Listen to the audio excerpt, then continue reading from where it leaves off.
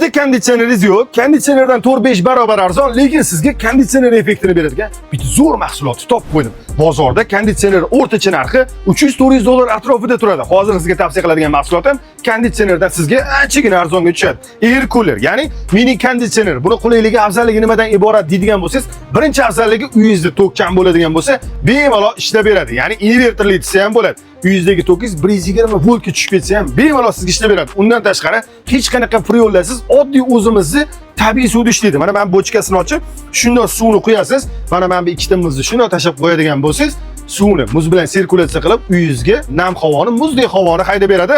Bunisidan muzidan 4 ta bo'ladi. Ikkitasini tashab, ikkitasini zapaskaga muzlatgichga qo'yib qo'ysangiz bo'ladi, suvni to'llab. Undan tashqari buni sal boshqacharoq varianti ham bor. Mana men bu ko'rayotganinglar ham sovutish, ham isitish tizimi bor.